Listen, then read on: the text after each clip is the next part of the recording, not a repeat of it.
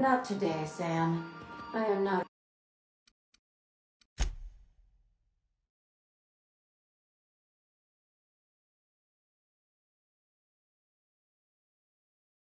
in the mood for a deep clean.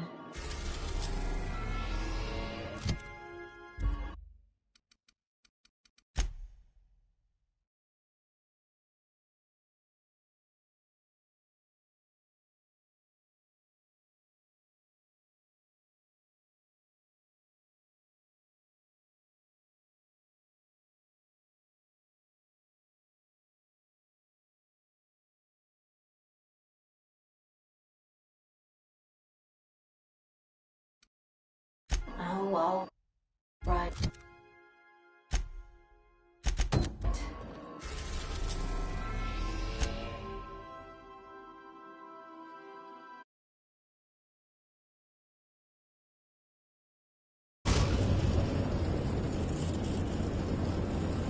Captain, I am pleased to inform you that we have... Please be advised that electrical storms on the surface... Oh, speak of the devil. Captain, I am... You're the backup, right? From Akande? Thank the law you're here.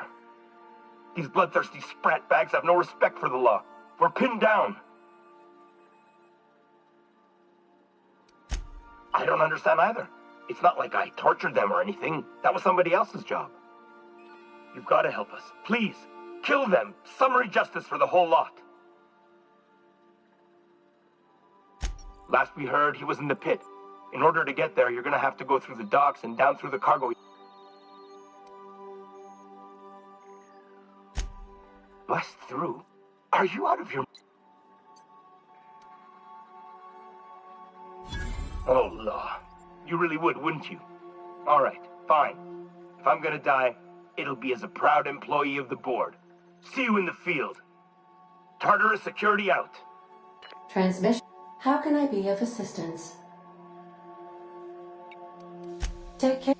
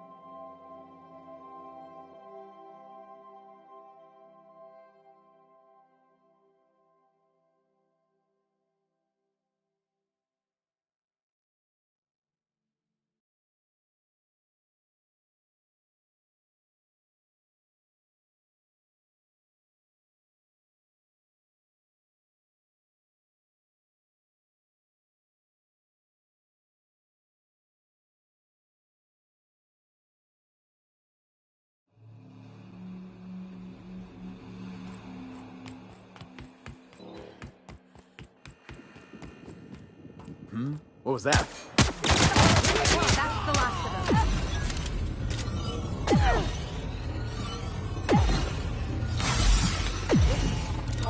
No prisoners! Show him!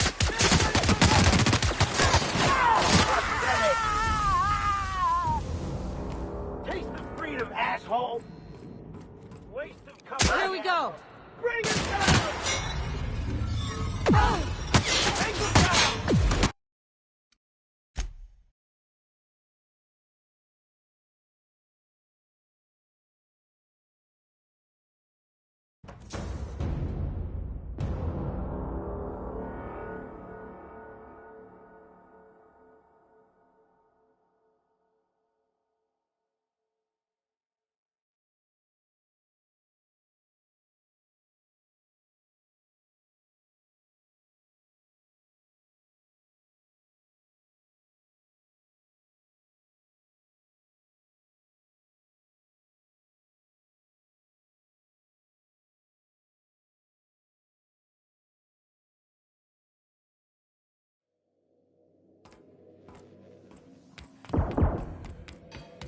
Now, hold on.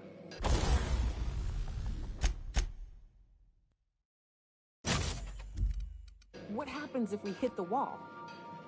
Most likely, the bullet will ricochet, which could be bad. Or hilarious.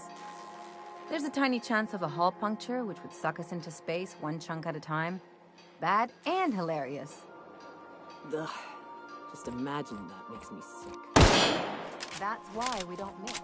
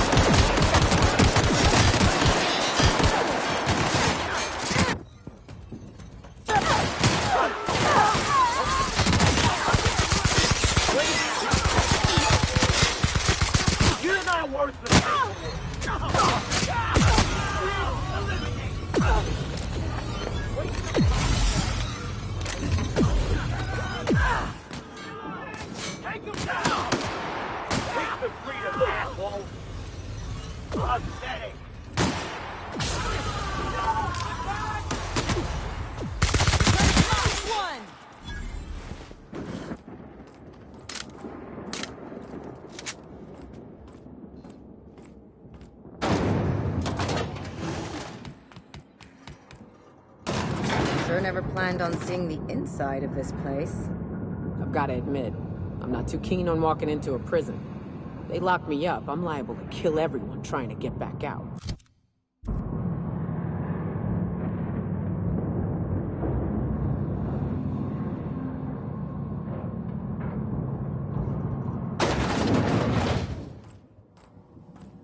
Whew.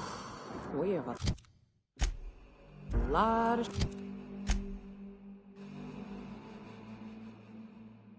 shooting to do, Captain.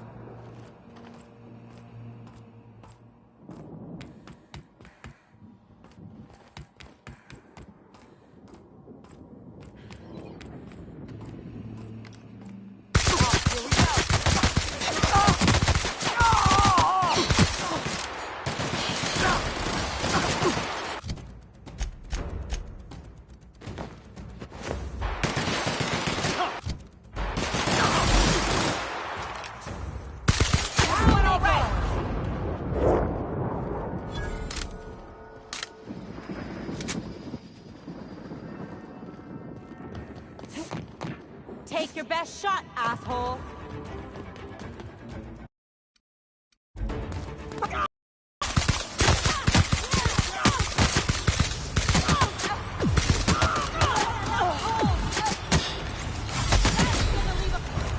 we go!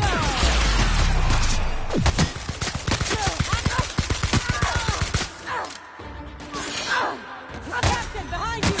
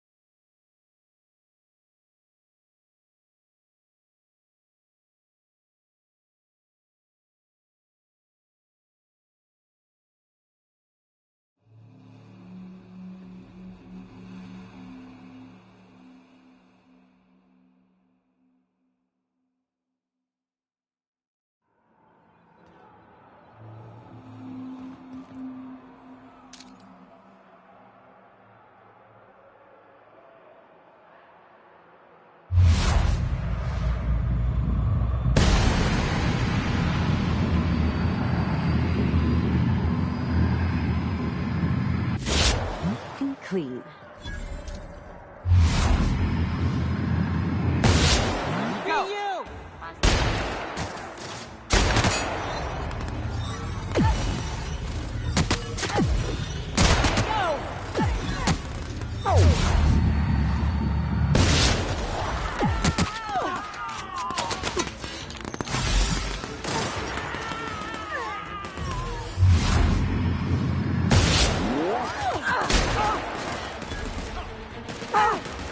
That's the last of it.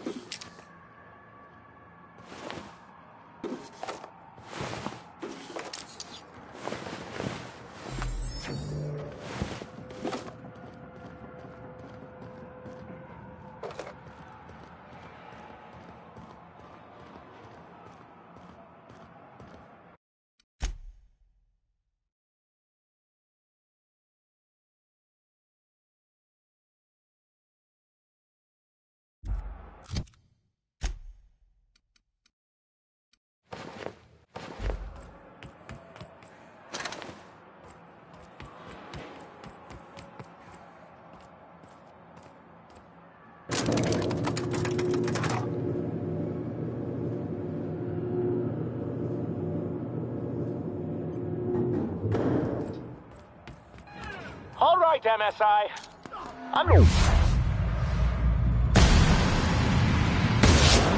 Surrounding speeches, but the captain needs our help. So, get in there and fight!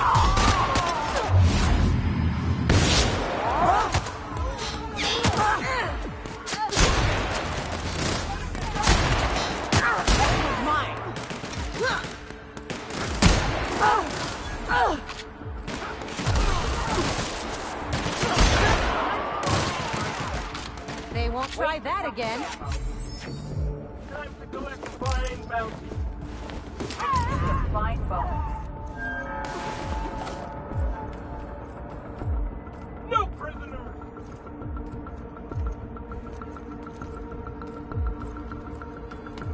Put him down!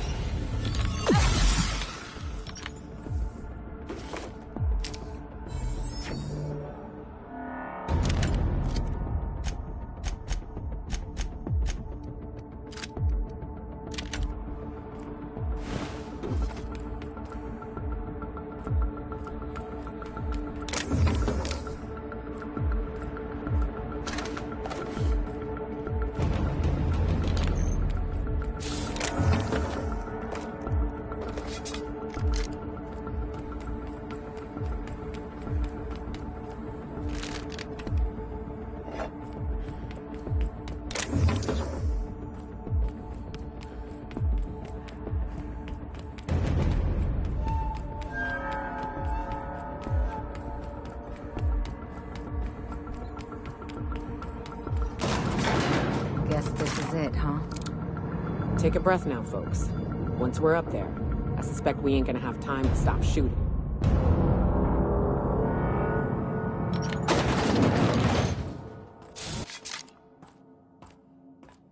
When I pulled you out of the Hope, I never imagined you'd turn me over to the board. Planting a bug in my terminal? That's low. We could have saved this colony, you know. That was always the plan. I revive you, you do as I say. I tell you to go there, get me this, shoot that, and you do as I say. If you'd just listened to me, we could have rescued everyone on the Hope. We could have been the saviors of Halcyon. But you didn't listen. No one in this damn colony ever listens.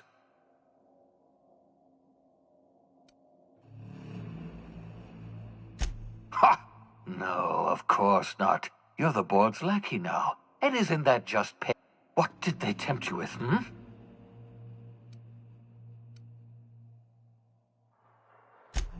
Curse you and your convictions! Why couldn't you have believed in me instead? We could have been celebrating the rebirth of Halcyon at this very moment! This is how the board operates. It's not enough that they should win. They must see me fail. Well, I haven't failed, do you hear me? I've got Adjutant Akande here.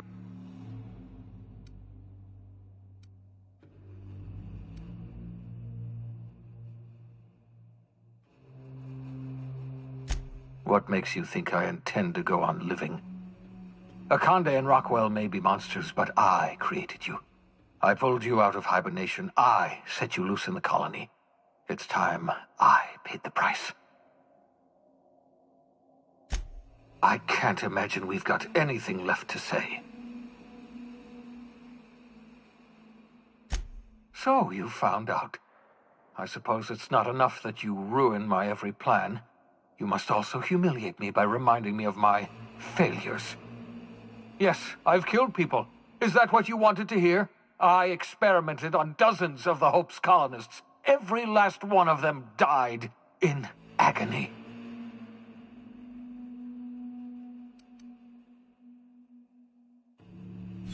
They were never patients. No, they were just things. Husks of frozen organic matter. It was only when the screaming started that they became people. It always starts with screaming, followed by thrashing, followed by cell death. The average human adult takes 93 seconds to completely liquefy.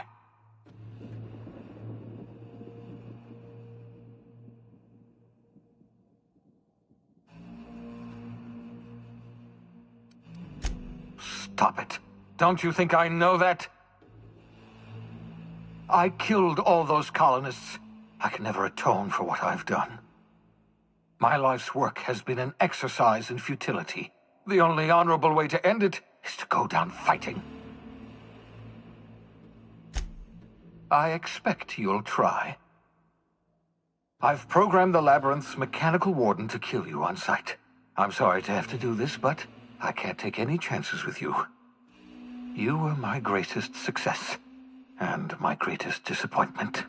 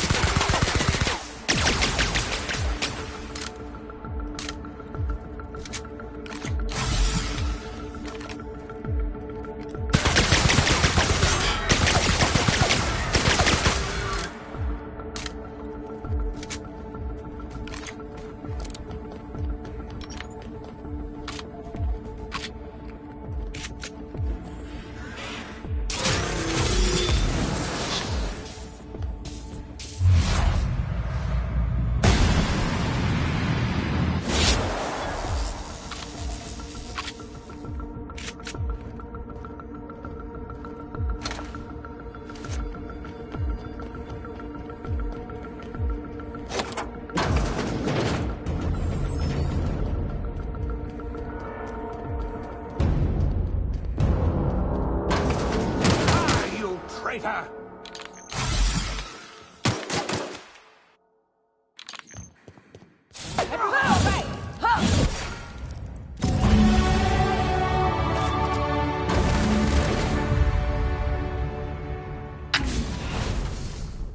Thank the law you're here.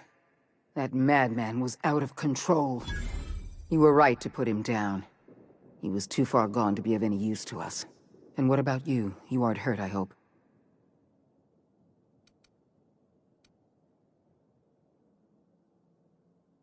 Your confidence is well-earned, Captain. I was right to place my faith in you. You've put down the worst riot in our history, rid the colony of a dangerous madman, and saved my life. The board owes you a tremendous debt. We don't have a moment to lose. We're gonna have to work together to save Halcyon, because the situation is far worse than you imagined.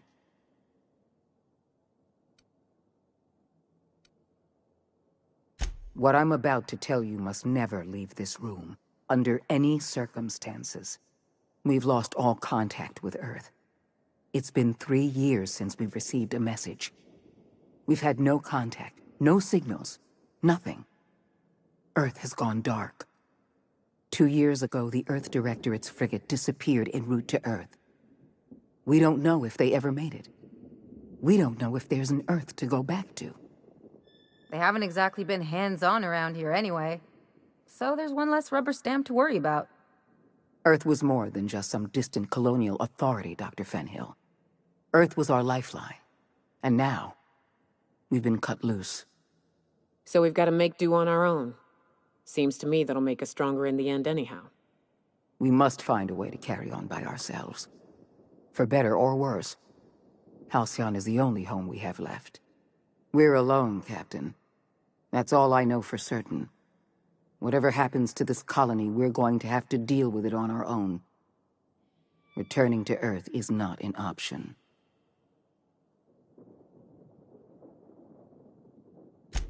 Yes, we do have a long road ahead of us. But I have faith in you.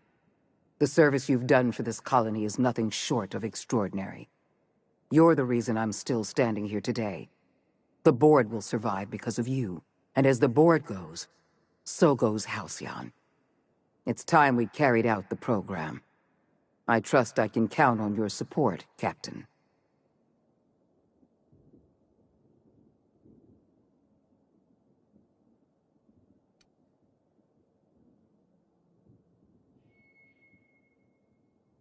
I'm pleased to hear that. The program is too important to hand over to the board's bureaucrats.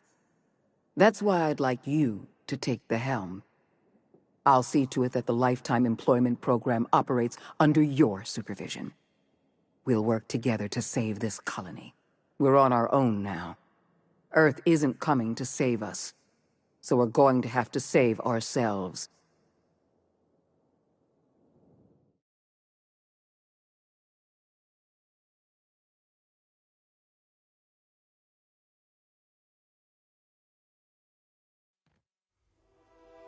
The OSI teaches that everything in the universe happens according to the grand plan.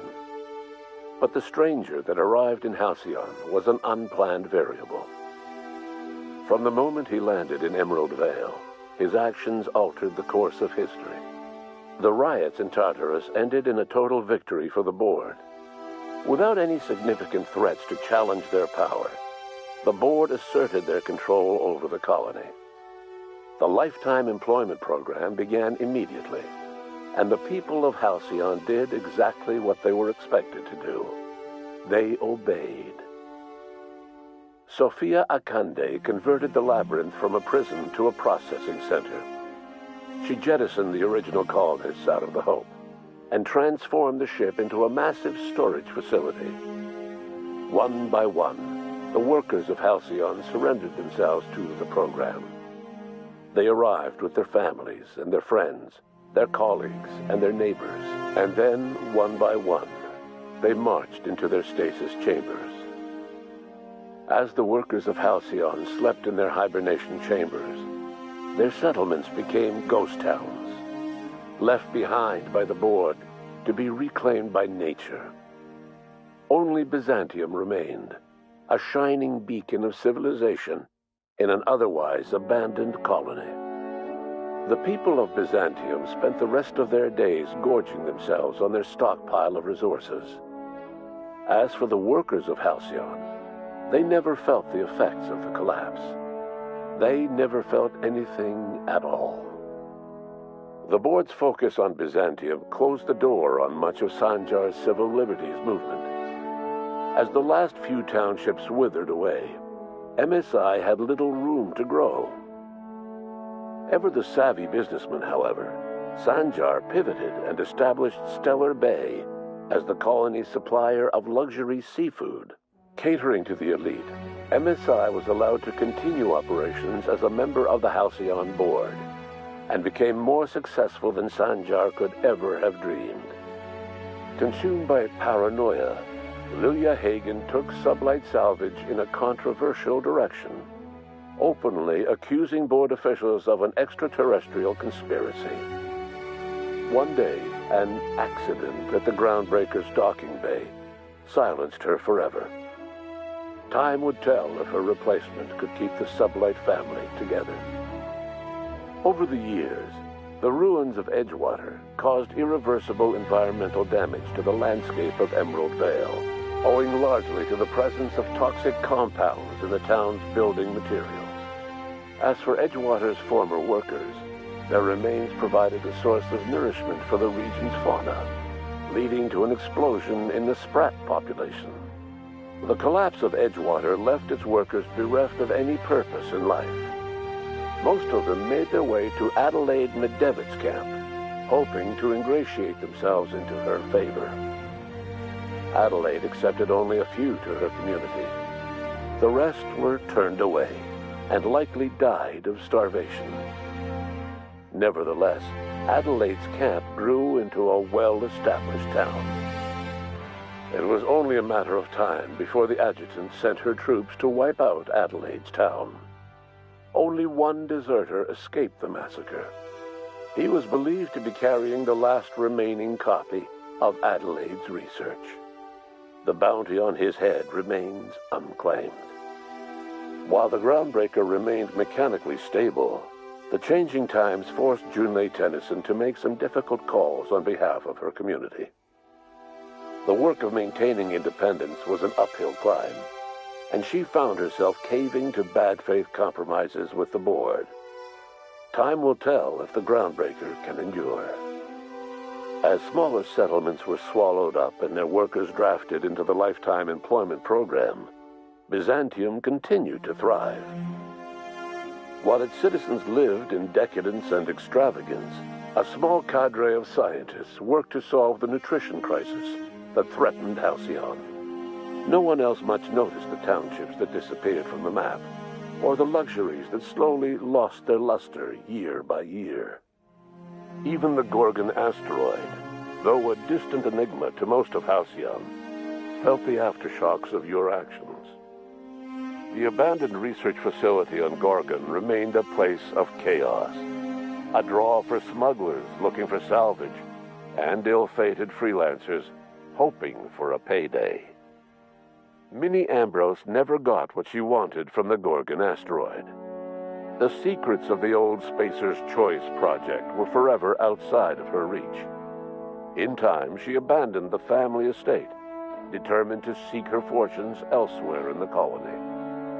In spite of everything, the Gorgon asteroid remained a sobering reminder of the potential for progress and disaster in humanity's most ambitious efforts. Your influence further cemented Ellie's perspective. She understood she could never truly rely on others, so she set about making sure she wouldn't have to. With a steady income from the life insurance payouts, she was finally able to afford a ship of her own. She enjoyed a long and infamous career running missions across the system. Some of them were even legal.